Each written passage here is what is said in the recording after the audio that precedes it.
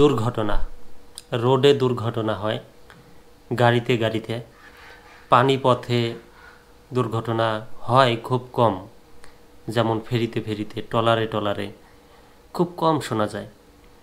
তবে একেবারেই শোনা যায় না সেটা হচ্ছে উড়োজাহাজে, বিমানে বিমানে, আকাশপথে, এত জায়গা আকাশপথে, সেখানে কি আবার সংঘর্ষ হয় নাকি?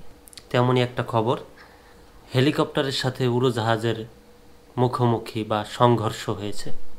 কি মানে, যে খবর শোনেননি কখনো সে খবরও শুনছেন। বিস্তারিত পড়ে দেখি প্রথম আলোর খবর। স্ত্রীকে স্বাগত জানাতে এবং এগিয়ে নিতে যুক্তরাষ্ট্রের রিগান ওয়াশিংটন জাতীয় বিমানবন্দরে অপেক্ষা করছিলেন হামাদ রাজা। তিনি জানান, স্ত্রীর জন্য বিমানবন্দরে অপেক্ষা করছিলেন। এমন সময় আমেরিকান এয়ারলাইন্সের উড়োজাহাজ দুর্ঘটনার খবর পান তিনি। দুর্ঘটনার শিকার উড়োজাহাজটির যাত্রীদের একজন ছিলেন তার স্ত্রী। স্থানীয় সময় গতকাল বুধবার রাত 9টার দিকে যুক্তরাষ্ট্রের ওয়াশিংটন ডিসির রিগান ওয়াশিংটন জাতীয় বিমানবন্দরের কাছে মাঝ আকাশে উড়োজাহাজের সঙ্গে হেলিকপ্টারের সংঘর্ষ হয়। সংঘর্ষে উড়োজাহাজটি দ্বিখণ্ডিত হয়ে যায়। বিধ্বস্ত উড়োজাহাজটি নদীতে পড়ে।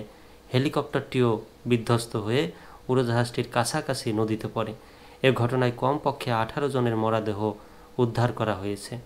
এক পুলিশ কর্মকর্তার বরাতে সিবিএস নিউজে তথ্য জানিয়েছেন।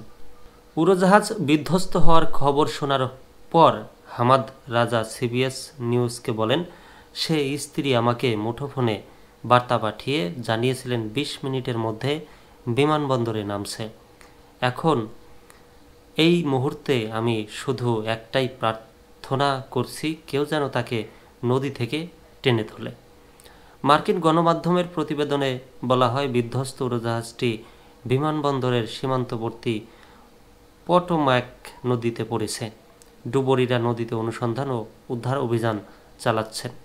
আমেরিকান এয়ারলাইন্সের আঞ্চলিক যাত্রীবাহী উড়োজাহাজটিতে মোট 64 জন আরোহী ছিলেন।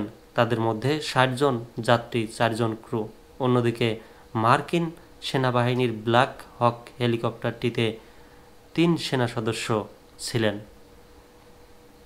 যুক্তরাষ্ট্রের ফেডারেল এভিয়েশন অ্যাডমিনিস্ট্রেশন জানিয়েছে, যাত্রীবাহী উড়োজাহাজটি যুক্তরাষ্ট্রের কানসাস থেকে রওনা দিয়ে ওয়াশিংটন ডিসির রিগান ওয়াশিংটন জাতীয় বিমানবন্দরে যাচ্ছিল।